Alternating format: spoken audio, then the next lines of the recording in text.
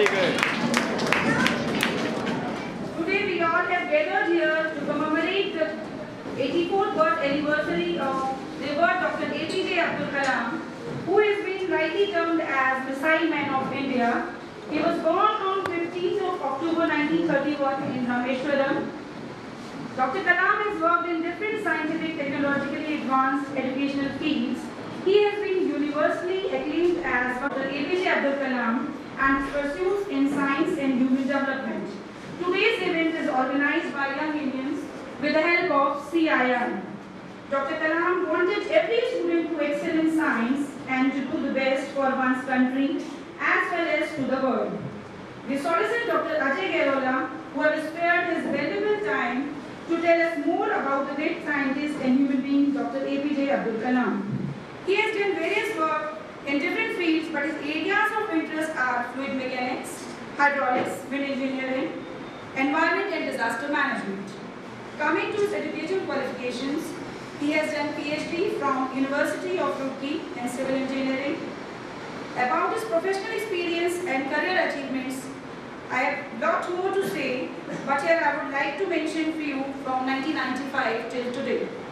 He has been faculty advisor for various sports and as warden for various hostels at Roorkee University.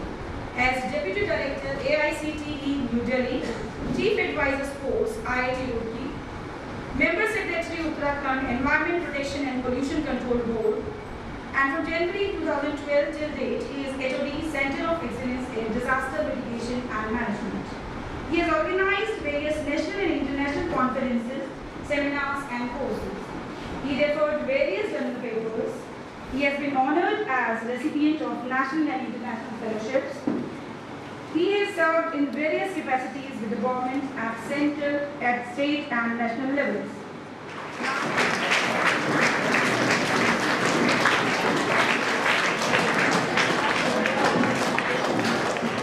Good afternoon, children.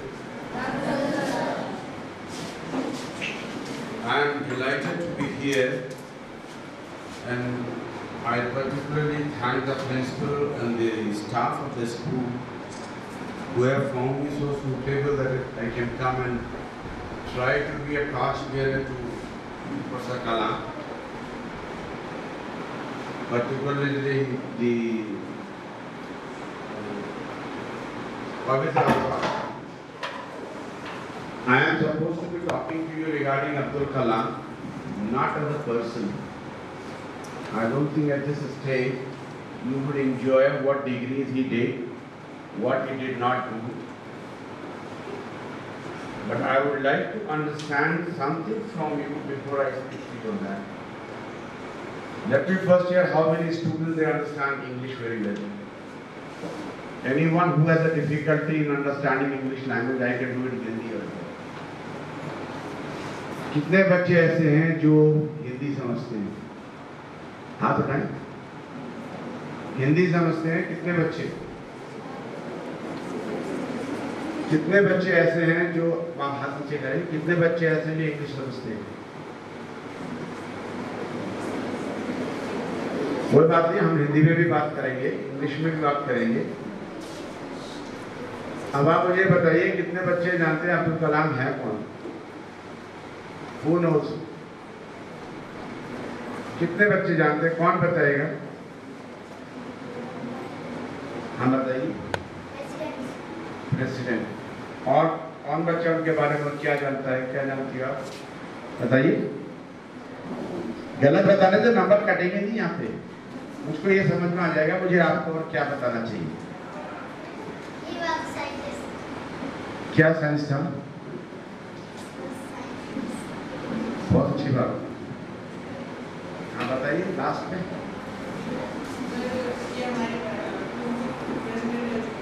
ये तो बता दिए छोटे बच्चे ने आपसे, वो भी इसने बता दिया। नई चीज बताओ, बड़ा बच्ची हो यार तुम।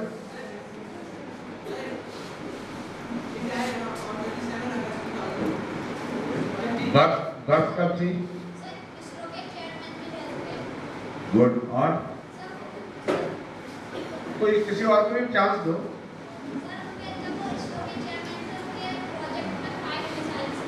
अच्छा गुड। अब आपको पता है जब उन्होंने पहली बार मिसाइल छोड़ी थी कितनी बड़ी असफलता का सामना किया था? कितने बच्चे जानते हैं? इसलिए बता रहा हूं मैं कि जब आप किसी आदमी को अपना आदर्श मानते हैं तो उसकी सफलताओं पे मानते हैं, लेकिन जो आपकी स्थिति है वो असफलता वाली है। आप जब तक एक सफल व्यक्ति या इंसान बनोगे बहुत सारी असफलताओं से गुजरोगे।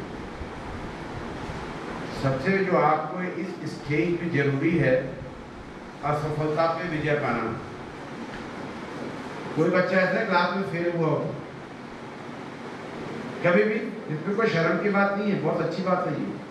मुझको ये समझ में आ जाएगा तुम्हारे अंदर गुण है एक बड़ा आदमी बनने के। कौन बच्चा फेल हुआ है किसको कहते हैं? अंग्रेजी में कहावत है, failures are the pillars of success. अगर आप अपनी लाइफ में कहीं पे कुछ आपको सेटबैक नहीं लगता है, कहीं पे ऐसा फेलियर नहीं आता है, आपको ऊपर उठने में उतनी आसानी नहीं होती। पहला चीज बच्चों को अगर अब्दुल कलाम जी को याद रखना है और कोई उनसे गुण लेना है तो यही है कि असफलता ही हमारी सफलता की कुंजी है। आप अगर फेल भी होते हैं या कहीं कोई ऐसा क्रेडिट आता है जिसमें आपको कम मार्क्स मिलते हैं, पहला चीज घबराने की जरूरत नहीं है। कितने बच्चे जानते हैं हवाई जहाज कैसे उड़ता है? अब्दुल कलाम जी ये तो करते थे। कितने बच्चे ऐसे जानते हैं कि हवाई जहाज कैसे उड़ता है? अभी मैडम ने आपको इंट्रोड्यूस कराया कि हम फ्लूइड मैकेनिक्स पढ़ाते हैं। कितने बच्चे जानते हो फ्लूइड मैकेनिक्स क्या होती है? कोई क्लास 10, 11 का साइंस का बच्चा है? Any student who can get up with 10th 11 science का कोई बच्चा है? आपको मैं टेस्ट नहीं ले रहा हूँ, मैं समझाने की कोशिश कर रहा हूँ, इसलिए ढूंढ रहा हूँ बच्चे को। तुम्हारी भाषा से तुमको समझाऊं कि हवाई जहाज कैसे ऊपर उड़ता है। जो चीज हवाई जहाज को ऊपर उठाए उसको लिफ्ट फोर्स कहते हैं, तभी तो उठेगी ऊपर। पतंग उड़ाते हो? पतंग सबसे ज्यादा वही सिद्धांत हवाई जहाज उड़ने का है। यही अब्दुल कलाम जी की खासियत थी कि पतंग उड़ाने से लेके हवाई जहाज उड़ाने तक वो उसी विज्ञान को लगा सके। इसीलिए मैंने आपसे क्वेश्चन पूछा। उसमें एक फोर्स होता है जिसे लिफ्ट फोर्स कहते हैं। पतंग को आप कैसे रखते हो? रस्सी से खींचते हो? कितना उड़ाते हो पतंग? जब पतंग उड़ रही होती है तुम्हारे हाथ में जोर आता होगा, लगता है जोर, हवा चलती है ना, वही लिफ्ट फोर्स है जिससे हवा। लेकिन जितना ऊपर पतंग को उड़ना है उतना गतिरोध होना जरूरी है। तो आप अपने साइज के हिसाब से पतंग बनाते हैं, और जितनी बड़ी पतंग होगी उतना ही अच्छा उड़ेगी, छोटी पतंग कभी नहीं होगी। यही सिद्धांत है। अब्दुल कलाम जी ने वहीं से अपना करियर शुरू किया। अखबार बेचते थे और पतंग उड़ाते थे, जिससे उनको ये अंदाज आया कि अगर मैं कोई एक ऐसी शेप की बॉडी बनाऊं जिसके अंदर आदमी बैठ सकता है और यही सिद्धांत उसमें लगा दूं तो हवाई जहाज उड़ जाए। कितने बच्चे इंटरनेट देखते हो?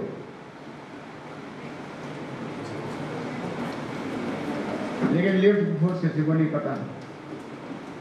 कितने जब आज आए थे आपने किसी ने गूगल सर्च अब्दुल कलाम के बारे में देखा?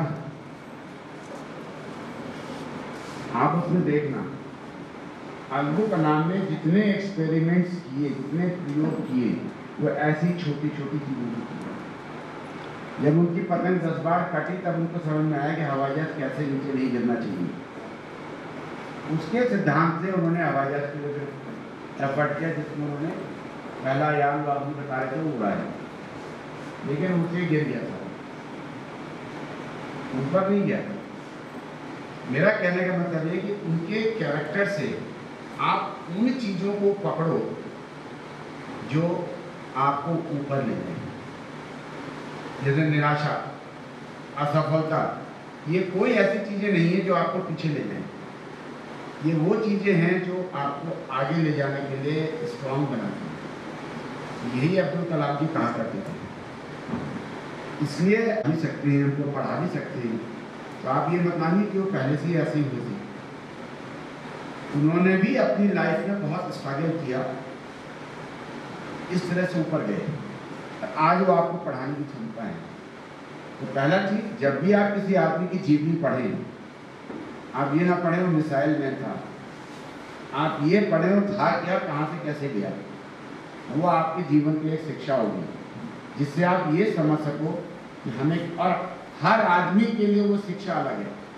विज्ञान के छात्र के लिए अलग है, कॉमर्स के छात्र के लिए अलग है, हिंदी इंग्लिश के छात्र के लिए अलग है, लेकिन शिक्षा वही है।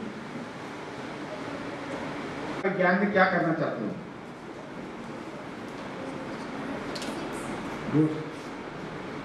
बुढ़ा आदमी सुनता नहीं जल्दी।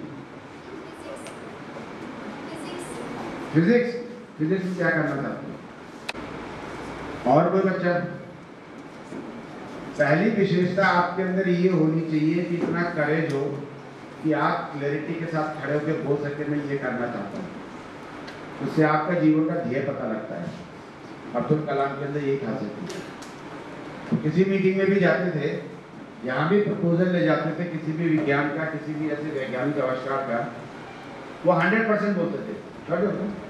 वो 100% बोलते थे।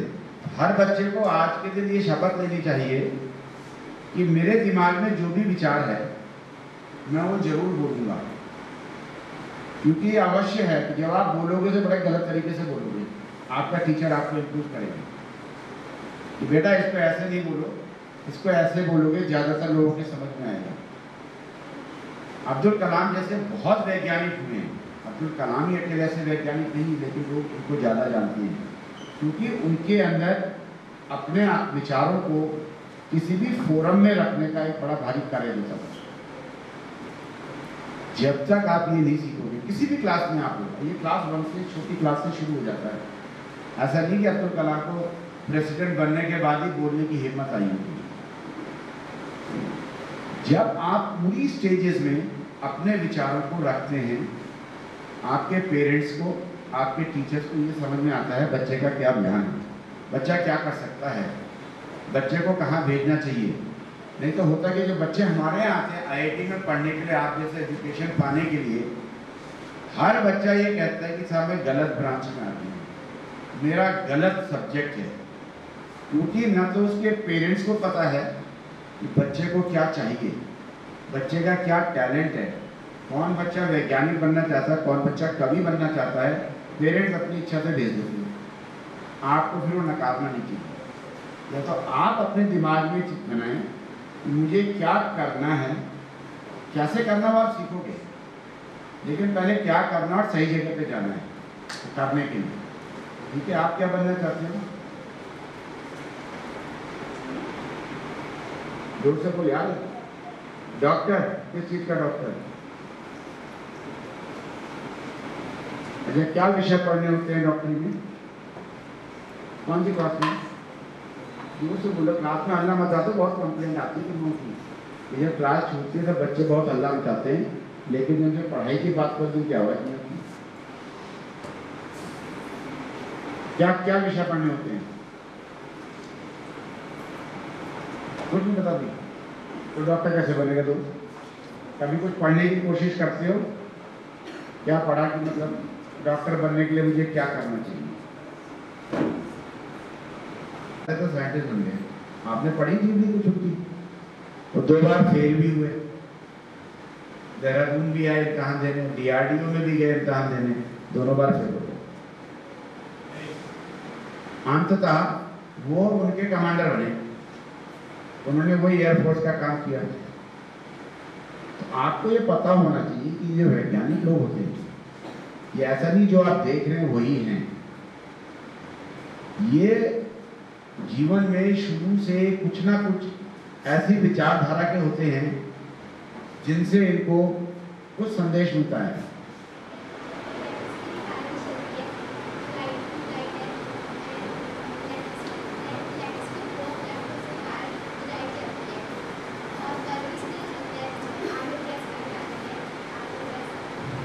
अच्छा, मैं अगर ये कहूँ कि मैं इस लाइट से ब्लड टेस्ट कर सकता हूँ, ब्लड की जितनी भी प्रॉपर्टीज है वो निकाल सकता हूँ, तो आप मानोगे डॉक्टर साहब? ये बिजली है, इससे मैं जो आपका खून निकाल के उसमें टेस्ट करूँ, आप कर सकते हो? ये सब चीज़ें बता रहा हूँ, आप लोग इंटरनेट पे देखिएगा।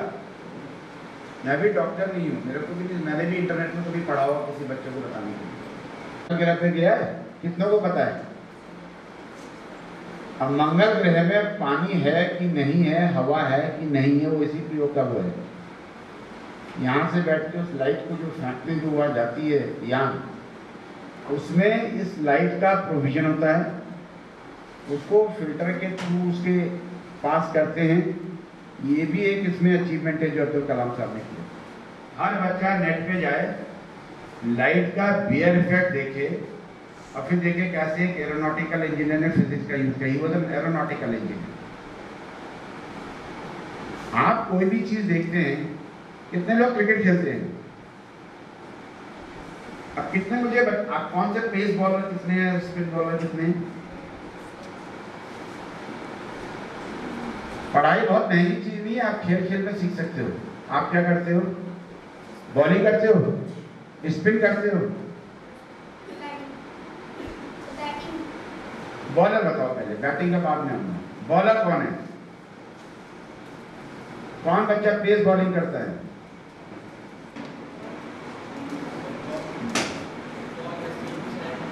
यार जोर से बोलो।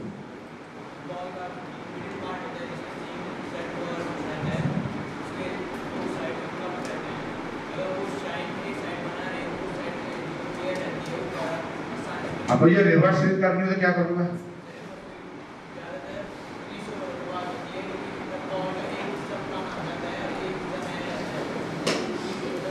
यही प्रिंसिपल हवाई जहाज के डिजाइन में लगता है। If you have to design an helicopter or some kind of a aircraft, the same principle, if you are correct on that, you can design an aircraft. आप लोग अपने यहाँ मॉडल स्टडी करते हो, कोई बनाते हो वैसे? I will advise all of you to have a small hobbies club, जो तुम खेल के आते हो, जो एक्सपेरिमेंट तुम बॉल की स्विंग या रिवर्स स्विंग में करते हो, आप एयरक्राफ्ट के डिजाइन में करो। ये तो अब्दुल कलाम जी की तारीफ थी। वो हर छोटी चीज को, इस जो मैंने आपको कहा कि अपने क्वेश्चन को अगर आप पुटअप करना चाहें, आप ये सीखें अपने कैरेक्टर में। आप टीचर से छुट्टी भी मांगने जाते हैं ना, कुछ बच्चों को मिल जाती है, कुछ को नहीं मिलती है। इससे है कि आपको आता है मुझे अपनी बात कैसे रखनी है। आपको अब्दुल कलाम के लिए ये सीखना पड़ेगा कि अपने किसी भी बात को अपने किसी सीनियर के सामने या सुपीरियर के सामने या घर में या टीचर के सामने आप ऐसे पेश करें। This is called attitude and confidence. पहला चीज जैसे यही है कि आपके अंदर वो एटीट्यूड होना चाहिए, वो कॉन्फिडेंस होना चाहिए और एक ऑब्जर्वेशनल पावर, जिसे कहते हैं ना, कोई भी चीज आपको दिखती है वो देखने की बड़ी क्षमता होनी चाहिए। उससे आपको कुछ विचार निकालना चाहिए कि मैं क्या कर सकता हूँ, उसे कहाँ इस्तेमाल कर सकता हूँ। ठीक है? कितने बच्चे पर्यावरण के बारे में जानते हैं? बॉटनी के कोई बच्चे हैं यहाँ पे? Any student who have studied botany?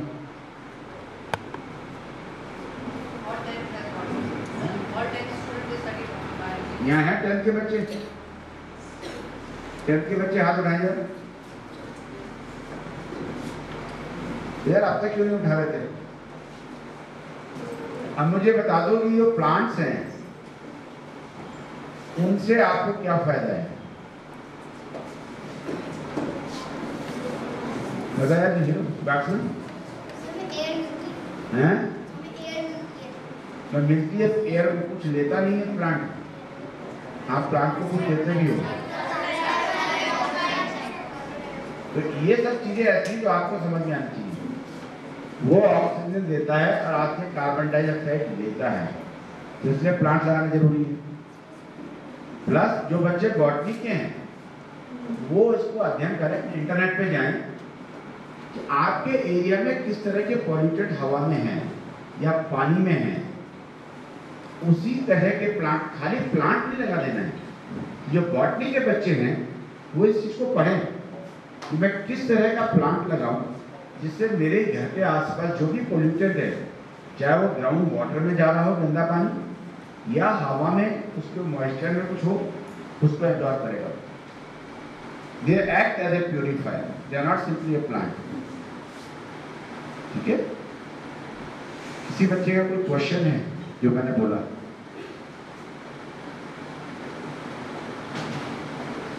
मुझे पूरे हॉल में से आवाज आनी चाहिए, तभी फायदा नहीं मिलता।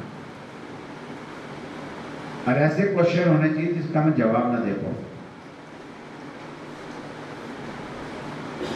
कितने बच्चे अब्दुल कलाम बनना चाहते हैं? How many children want to become like Abdul Kalam? He was also very, एक ही बच्चा है यहाँ पे अब्दुल कलाम बनने वाला। और बताइए, आपका कोई क्वेश्चन है जो आपको लगता है अब्दुल कलाम बनने से रोक रहा है?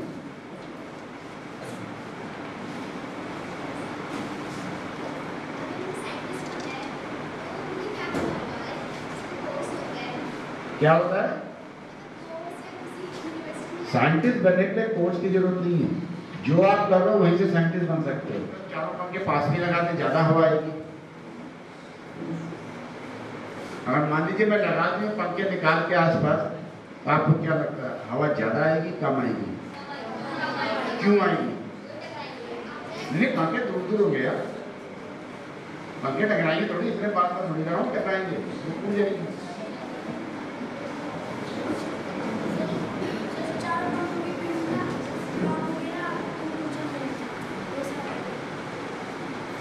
कम आई है तो ठीक है।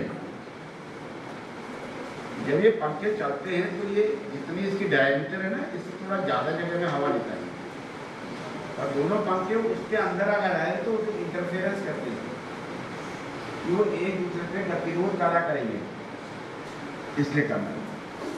ऐसे बहुत से एग्जाम्पल हैं जिससे आप इन चीजों को इम्प्रूव करने की क्षमता रखते हो। जरूरी नहीं आप पंखा डिजाइन करो, पंखे को कैसे लगाया जाए, कैसे इसका उपयोग किया जाए, वो भी वैज्ञानिक होने की निशानी है।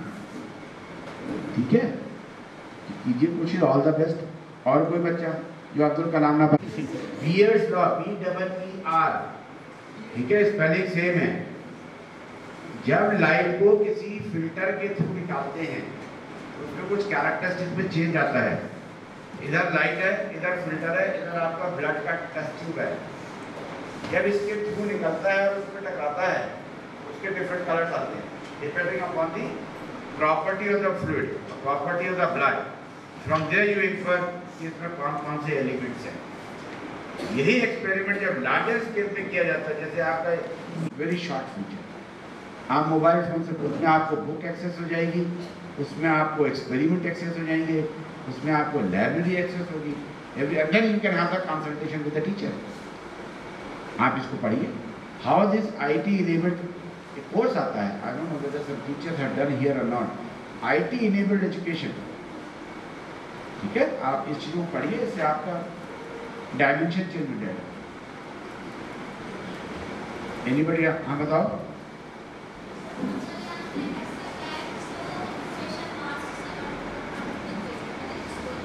मंगलयान में ऐसा क्या है? अच्छा, आपने पृथ्वी के बारे में पढ़ा कभी? पृथ्वी के बारे में पढ़ा जिसमें रहते हो? पृथ्वी के बारे में पढ़ा, क्या पढ़ा है कि पृथ्वी में क्या है? धरती में आपकी ये है, ग्राउंड है, मिट्टी है, नीचे रॉक्स हैं, वायुमंडल है जिसमें पानी है, जिसमें हवा है, यही तो है। जब किसी इंसान को कहीं रहना होगा तो आपको ये देखना है वहाँ पे चीजें अवेलेबल है कि नहीं है। तो मार्स में वो यही ढूंढने की कोशिश करते हैं कितना पानी है, कितना नहीं है, प्रयोग करने योग्य पानी है कि नहीं है, सफिशिएंट हवा है कि नहीं है, जिससे आप चिंता कैसे रहोगे। अब आप मुझे बताइए, धरती पे गुरुत्वाकर्षण क्यों है? धरती में जो आपको ग्रेविटेशनल फोर्स पढ़ा होगा, ये क्यों होता है और क्यों कम हो रहा है? पढ़ा है इसको, गुरुत्वाकर्षण। कुछ गुरुत्वाकर्षण तो गुरुत्वाकर्षण भी चाहिए, आपको हवा पानी भी चाहिए जिससे आप जिंदा रह सकें, वही चीज़ वह खोज करते हैं। तो जो मैंने BS लॉ पढ़ाया है, आपको बताया है, उसमें यही करते हैं, ये देखने की कोशिश करते हैं कि वहाँ के पानी कैसा है। जैसे आप ब्लड का निकालते हैं ना, ब्लड की क्या क्वालिटी है, तो पैथोलॉजी लैब में निकालते हैं, वैसे ही पानी का निकालते हैं, वैसे ही हवा का निकालते हैं। जीने के लिए आपको ऑक्सीजन चाहिए, बहुत सारे एलिमेंट चाहिए, कार्बन डाइऑक्साइड नहीं चाहिए। मान लीजिए अगर वहाँ पे कार्बन डाइऑक्साइड ज़्यादा हो, ऑक्सीजन कम हो, तो आप नहीं जी सकते। उसके लिए क्या प्रयोग करना चाहिए, ये सारे उपयोग वहाँ किए जाते हैं।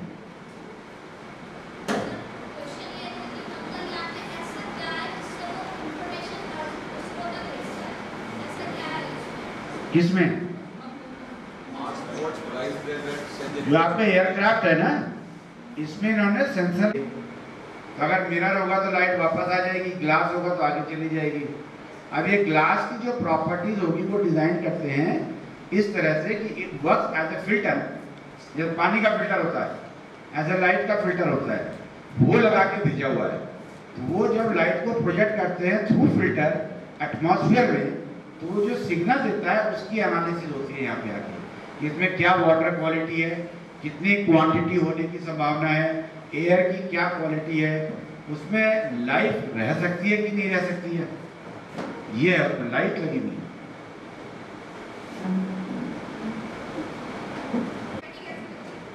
कैसे लगती है? आपने मैग्नेट देखा है? मैग्नेट देखा है, उसमें जो मैग्नेटिक लाइंस आती हैं वो उसको पुल करती हैं। ऐसे से ग्रेविटी फोर्स में भी इसी तरह की वेव्स आती हैं। जैसे अर्थक्वेक में आप सीस्मिक वेव बोलते हो ना, अर्थक्वेक आता है, सीस्मिक वेव्स आती हैं, इसमें भी ग्रेविटी में भी उसी तरह की मैग्नेटिक फील्ड से वेव्स आती हैं। And those are the waves which pull you up. जितना अच्छा मैग्नेट होगा उतना डिस्टेंस से उतना ज्यादा मटेरियल को सक कर लेगा। ग्रेविटेशनल फोर्स गॉड गिफ्ट है, it is sufficient for the life to survive. अगर ज्यादा होती तो भी दिक्कत होती, कम होती तो भी दिक्कत होती। तो साइंटिस्ट की वही ये है कि जो आग का गोला धरती के नीचे है वो बहुत स्लो रेट में ठंडा हो रहा है। उस ठंडे होने की वजह से ग्रेविटेशनल फोर्स की प्रोबेबिलिटी काफी है कि वो कम होती चली जाएगी। अगर वो जीरो हो जाएगी तो it will become non liveable. लेकिन इसमें इतना टाइम है, किसी को चिंता करने की जरूरत नहीं है। इसमें इतना टाइम है कि वैज्ञानिक लोग जो ये सब कर रहे हैं, वैज्ञानिक लोग अपने मार्स में जा रहे हैं, मून में जा रहे हैं, इसीलिए कि क्या हम वहाँ ऐसी कंडीसिव कंडीशन ला सकते हैं या हम ऐसी डिवाइसेस कर सकते हैं जिससे हमको वहाँ रहने में आसानी हो। अब जैसे आप देखिए मून में अभी तक पहले तो इट्स रेयर इवेंट होता था कोई एयरक्राफ्ट जाता था, now they are making for tourist.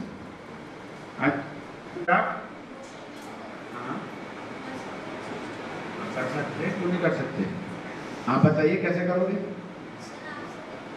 मुझसे पूछ रहे हो?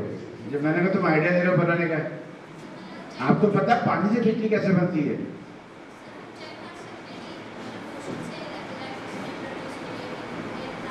या फिर आ गया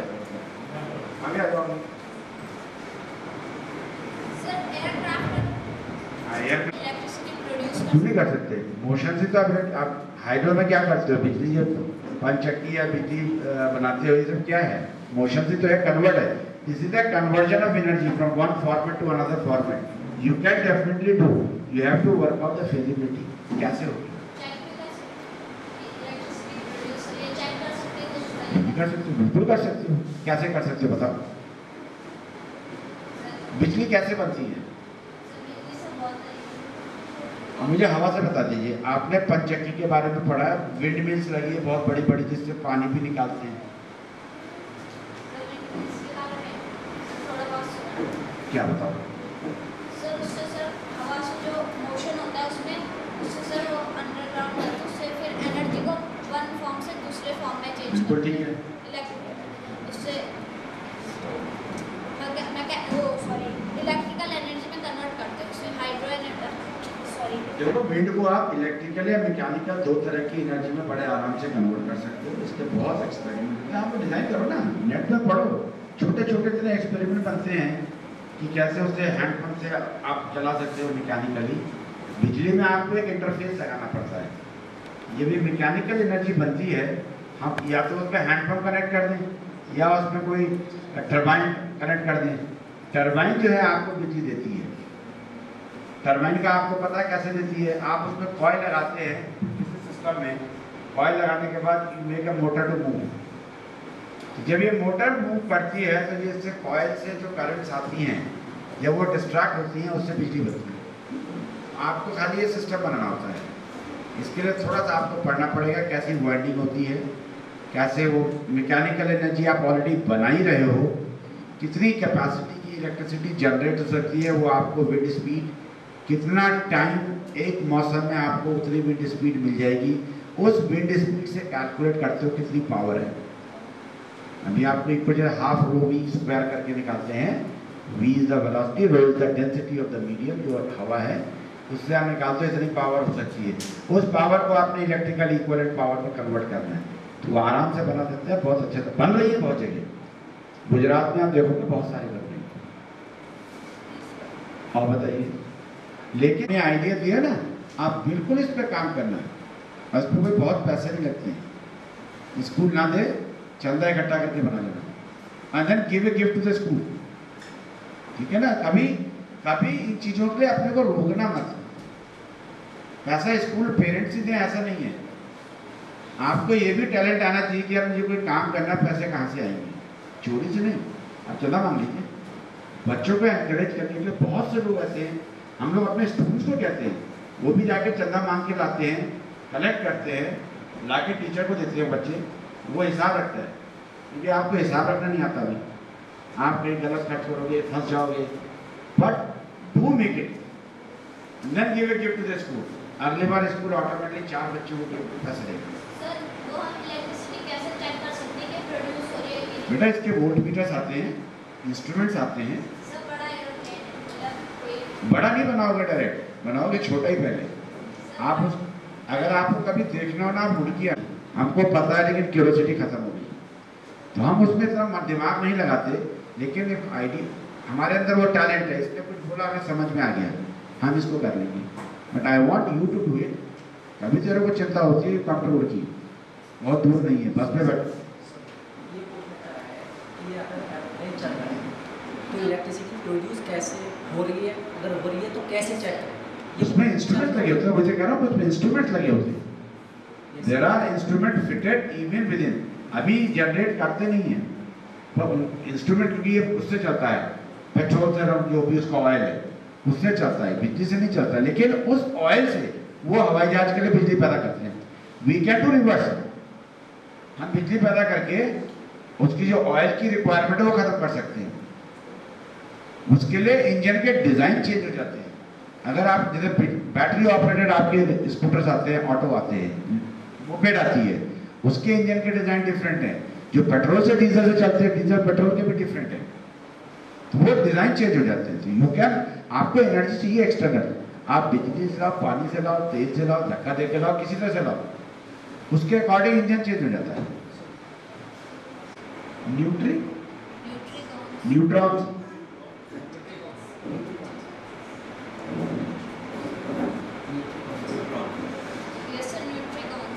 क्या है? मेरे को समझ में नहीं आया क्या वर्ड है ये। या मैं अभी इसके लिए इस साल का नोबेल 2 साइंटिस्ट को दिया गया फिजिक्स में, तो क्या होता है नोबेल प्राइज तो ठीक है, लेकिन वर्ड मुझे समझ में आ रहा है। ठीक है, केमिस्ट्री का है, फिजिक्स का है, कोई पार्टिकल होगा ये।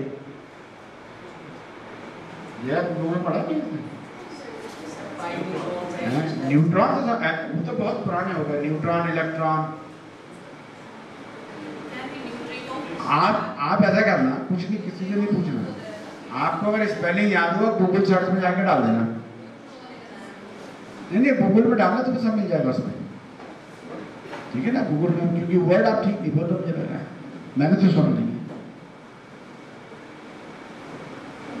Very good, thank you. लेकिन तुम बनाना जरूर इसको। समझ में नहीं आया, आप उनकी आ सकते हो, डिस्कस कर सकते हो। बीआर लॉ वाला बंदा है, उसको जॉली ग्रांट में मिस्टर त्रिलोक रजौरा है, बगल में ही है आपके, वहाँ जाइए, उससे पूरा डिटेल ले लीजिए, वो आपको सारी चीज़ समझा देंगे। आप एक्सपेरिमेंट सेटअप कीजिए। वहाँ पे हमने एक एंटरप्रेन्योर सेल खोला हुआ है, जॉली ग्रांट में इंजीनियरिंग कॉलेज है, आप कहाँ रहते हो? हरदोई में रहते हो?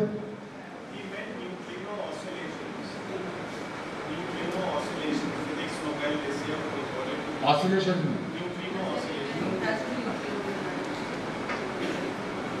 आप वहाँ जाना, वहाँ पे एक एंटरप्रेन्योर सेल है, वहाँ पे मिस्टर त्रिलोक राजा IIT के पुराने ग्रेजुएट हैं दिल्ली के, वो वहाँ के बच्चों को यही चीज़ें सिखाते हैं. He is employed only for this purpose and I would love any one of you any time you can go and see. बहुत सारे हम मेडिकल के डिवाइसेस, करंट इस एंड से जा रही है, मतलब 3 एम्पीयर अगर रेजिस्टेंस है तो खराब आएगी, कम आएगी. रेजिस्टेंस है पर इस एंड पे उतनी ही करंट जा रही है, ऐसा क्यों? नहीं, आपका वोल्टमीटर खराब हो सकता है, कैलिब्रेशन खराब हो सकता है, ऐसा संभव ही नहीं है कि अगर मैं यहाँ से यहाँ पे करंट ले जा रहा हूँ और रेजिस्टेंस भी है, ठीक है, वायर से रेजिस्टेंस वायर में अगर रेजिस्टेंस है तो वायर की क्वालिटी पर डिपेंड करता है. अगर रेजिस्टेंस होगा तो 100% करंट ड्रॉप होगी, उसमें हीट प्रोड्यूस होने के बाद करंट कम होगी, करंट कम होगी. तो फिर करंट उतनी ही हो जा रही है. कैसे आपने मेजर करते हो? आपका वोल्ट मीटर ठीक से कैलिब्रेट नहीं हो तो वोल्ट मीटर भी कैलिब्रेट किए जाते हैं इससे पहले कि आप उसको करंट मेजर करो, अदरवाइज संभव नहीं है. करंट बिल्कुल ड्रॉप होगी. लेकिन देखा गया गलत है, गलत है. आप एक टीवी लगाते हो और घरों में जो लाइट जाती है, आप देखो मीटर से लेके बल्ब तक में करंट में आप करंट को आया था, अगर उसके अंदर रेजिस्टेंस है नहीं रेजिस्टेंस बात नहीं कर रहा. अगर वायर में हीट प्रोड्यूस हो रही है तो करंट कम होनी तो चाहिए. हीट कब प्रोड्यूस होगी, जब आपको कब होगी बता भाई? हीट कब पैदा होगी? जब मेरे भाई जब उसमें रेजिस्टेंस होगी. अगर रेजिस्टेंस नहीं होगी ना, तेरे को गुस्सा कब आएगा? तो यहाँ से वहां तक भागेगा जब मैं तेरे को रास्ते में रोकूंगा, तेरे को गुस्सा आएगा. That is resistance. वायर में भी यही होता है. अगर उसमें रेजिस्टेंस है, वायर की क्वालिटी पर डिपेंड करता है कि कितना रेजिस्टेंस उसके मूवमेंट ऑफ इलेक्ट्रिसिटी में हो रहा है, करंट फ्लो में, वो बिल्कुल रेजिस्टेंस होगा. अगर हीट हो रहा है तो 100% उसमें रेजिस्टेंस है, विच इज सब्सटेंशियल. अपने साइंस का आदमी बताएगा, लेकिन मेरे ख्याल से तो नहीं. डायमंड बनने के लिए एक बड़ी उसमें हीटिंग प्रोसेस इन्वॉल्व है और बहुत हाई टेम्परेचर हीटिंग है. ये तुम्हारा मतलब जो है ये नहीं बनेगा, मेरे ख्याल से तो नहीं बनेगा. I am not too sure about it but it's not possible. इसमें आप कुछ एडिटिव डालने पड़ सकते हैं या कुछ एलिमेंट और ऐड करना पड़ेगा, तब both of them have a different characteristic. And diamond जब भी बनेगा जब बहुत हाई टेम्परेचर पे उसकी प्रोसेस है. टेम्परेचर देगा था, हाई टेम्परेचर जिसमें वो कन्वर्ट हो जाता है, उसमें जो कार्बन एटम्स होते हैं ना, वो नेट में देखा था. तो मतलब उसमें कुछ आपको एडिटिव डालना पड़ेगा, डायरेक्ट नहीं बनेगा. क्योंकि हर जो मेटल्स आप दो बता रहे हो, डायमंड और मेटल, दोनों की टेम्परेचर कैरिंग कैपेसिटी डिफरेंट है. In order that this comes to this temperature carrying capacity, आपको एडिटिव डालना पड़ेगा, अदरवाइज हालात ही बना देगा. There must be some element which has to be added. ये आपको मटेरियल साइंस या मेटलर्जी के लोग जो होते हैं, they can tell you better. नहीं बने, ऐसा नहीं बनेगा. वैसे सर अगर मतलब इसको अगर जरूरी बनाना हो तो ये मतलब बना सकता है कि देखो, nothing is impossible. Everything is possible. Only thing is impossible को पॉसिबल करने के लिए हमारे कितने एफर्ट लगने चाहिए, कितना मॉनिटरी इन्वॉल्वमेंट होगा. That will make you capable to break it. Everything is possible. Moon में जा सकते हैं, मार्स में जा सकते हैं, मून में आप एयरक्राफ्ट भेज सकते हैं. आज से 15 साल 20 साल पहले कौन सोचता था? बिल्कुल पॉसिबल तो है, कोई दिक्कत नहीं. Khan has his hurt in his right side, not in left side. Sir, there is a movie Luck in which it is showed that the Imran Khan actor has his hurt in his right side. So it is possible or not? This is an exceptional case. There is a possibility. See, you require a heart in the body. Okay? There is always a possibility. There is always a possibility. But normally, you can have only one eye. It is a God gift. There is a possibility. You can have a third eye as well. There is a possibility, but there becomes some limitation then. But I think the heart being a right, that should not be any much a problem. It is only the internal system of the body, how it has been placed. That's it. जैसा आपको APJ Abdul Kalam air force में जाना चाहते थे,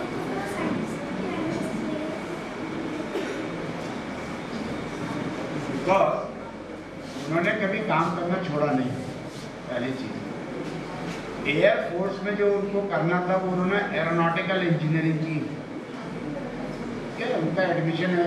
it can be A coincidental, it can be design. Sometimes you are fated to do something. Everybody cannot become Abdul Kalam, even though there are people who are much brighter than Abdul Kalam. This is only the attitude and consistency. He became an aeronautical engineer. From there he became into a space program. From there he became a president, and then he became a coordinator of the Air Force. The president is the ultimate authority of the defense. This is all a chance. As I said, he wanted to become a doctor.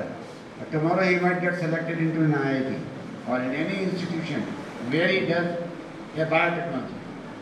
Still he can achieve. Even if he goes into computer science, he can still do a lot of things which are related to biomedical. The boy I am talking about is an electrical engineer who is in Jolly Grant. And throughout of life, he did work on biomedical. Like dialysis, जब manually करते थे, he is the one who first time designed that system. Now dialysis is so simple, you can put it inside the body, you can do it. He is only designing that system. I said that you trigger a button and the message goes everywhere. You are picked up by the ambulance, you are taken into the right kind of a doctor, on the way you get a right kind of a first aid, everything is designed into that. So this is all your objective has to be clear. It doesn't matter that you have become a computer scientist and you can't become a medical doctor. Or you have become a medical doctor, you cannot need a computer science or biology. और system से ही आपके objective clear हो। Anybody else? Sir resistance और inductance में क्या property in दोनों की, जब अगर किसी वायर में करंट फ्लो रेजिस्टेंस और इंडक्टेंस में मतलब इन दोनों की क्या प्रॉपर्टीज है, बेसिक प्रॉपर्टीज बातें पढ़ेंगे तो मजा भी है। I will not be able to give you offhand because my branch is not electrical engineering. I work on civil engineering and cyclone. That is why I said you come to and see how we are developing a lab. Okay? These are the simple properties. Inductance is a metal. This is electrical property of movement of the particle, that how easily the current can flow. That will depend, like you have a permeability. Similar to that, you have permeability in the soil. Being a civil engineer, I work on foundation engineering, so I have permeability. With what ease the water can flow through that system, that becomes the permeability. Similar to that, what ease the current can flow through the induction or conduction. See, आपने देखा होगा convection and conduction पढ़ते हैं. These are the mechanical properties. Like if there is a metal, if I heat on this particular end, how this heat travels from this to this end? This is called conduction. If there is a fluid, if I heat on the bottom of any tub, heat moves from bottom to top. How it moves through the water? The movement of water, the velocity becomes important. Similar to that, the induction and conduction. So the property of the wire allows an easiness and difficulty movement of the current from one point to another point. Exactly how you write it in numerical terms, you have to look into the text and find out. Anybody else? आपने 3 stages पढ़ी ना, solid state, liquid state and gaseous state. These elements are the gaseous state. इनको medium air चाहिए होता है, solid भी चाहिए, दोनों में आग लग सकती है, पानी में भी लग सकती है। पानी means some liquid which is inflammable, उसमें भी आग लग सकती है और लकड़ी में भी लग सकती है। It is solid, it is a gaseous state. हाँ बताओ, ये जो एयरक्राफ्ट है वो था, आप देखो इतनी बड़ी साइज की बॉडी वेलोसिटी से ऊपर जाती है तो थोड़ा प्रेशर होता है, मैंने इसको बताया सेंसर, उसको उस टेम्परेचर को कंट्रोल करने के लिए सेंसर लगाए गए थे।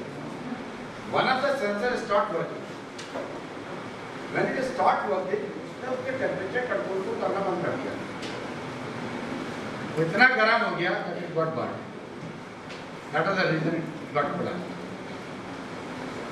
उसमें प्रॉब्लम जाते समय ही आ गई थी, तो ऐसे सब केयरलेसनेस होता, उसको रिपेयर भी किया गया था, चला तो गया आते समय पर। Anybody else?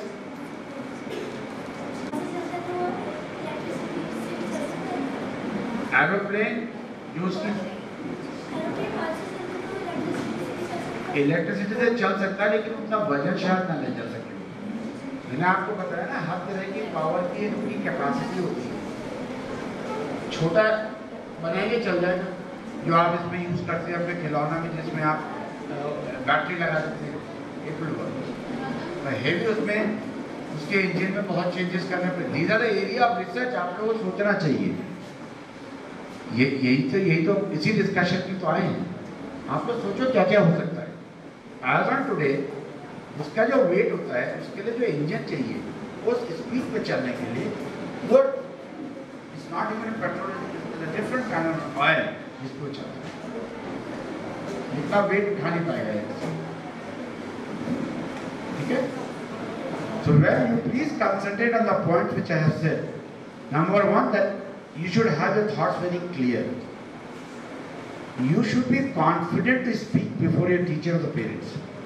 Either the teacher or parent has to know what is going on in your mind. If you want it to be converted into a reality, that you can achieve some target, some goal, so that you can go as high as Abdul Kalam. Third, your attitude towards the failures should be very positive. Until unless you have suffered certain damage in a leg, आप cycle चलाना सीखते हो, 10 बार गिरते हो तब चलाते हो, छोड़ ही देते हो। That is an attitude कि मुझे चलानी है साइकिल तो चलानी है। Same thing should happen when you are doing work in a classroom. You may not be able to understand something in the first stand. आप उसे प्रैक्टिस करते रहिए, आप उसको अब तक प्रैक्टिस कीजिए जब तक you don't achieve the satisfaction of doing it. That is what is the key to reach the heights that the gentleman was able to reach. Okay, so it was nice talking to all of you. I enjoyed. I was so impressed that I am leaving my email. You can freely send me an email what you want to do. If I find that a lot of students who are interested in one of the particular things, we will invite you to IIT Roorkee and then you can have it. Okay? Thank you very much.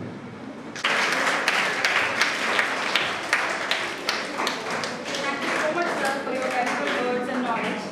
Now, I would like to invite our principal, Mrs. Veena Sani, to pay a vote of thanks to Mr. Gill. Good afternoon, children. And a very special good afternoon to you, sir. So we are thrilled and honored to have you here. And side by side, I would like to thank Young Indians to have given us this opportunity to have you here. Children, I would like to share with all these talks and all, I would like to share just one thing with you. When I was a child, I think probably, I can't remember exactly, maybe in class 3 or class 4. So some person, I don't even remember the name, had come to our school to give us such kind of a talk, and he said that we should concentrate more on inventions and inventing new things and doing more experiments. And you know, when I came back home, I was just thinking that I'm so comfortable in what all inventions the scientists, the earlier scientists have done for us. We have food to eat, we had television to watch, I had radio also to listen to. I had that small dialing telephone at home. I really thought that that scientist who had come for a talk probably was wrong in telling me that we need some more inventions. I really thought that at that age that there is no thing which is left to be invented. हमारे scientist बनने से पहले मुझे लगा सब कुछ invent हो गया है. You know, this was the thought I had when I was in class 2, 3 or 4, I don't exactly remember. But if I look from that time when I was in class 4, 5 to this time when I have, become your principal at this age, I have, I don't know, uncountable number of things which got invented in these years. Have you understood? That means there is lots and lots and lots of things to be done in terms of science. Wherever I go in your classes, whenever I find chance to interact with you, I always give you one word: science is progressive. Yes, no. Do you know what is progressive? What we are studying right now in these days in your curriculum, probably tomorrow it might have something new coming up. That is what is, I think, the most interesting part of this subject, science. Because there are changes, it's not monotonous, it's not the same always, right? So make a big question mark in your mind, in your brains. Have a big question mark, ask questions, ask reasons, go look into the books, go to Google, find answers, struggle, whatever you want to do. But don't let this question mark fade in your brains. I once again thank you, sir, for being here, for sharing such wonderful thoughts and interacting with our children. I hope children are also going to get benefited with it. Thank you so much. Good afternoon, everyone.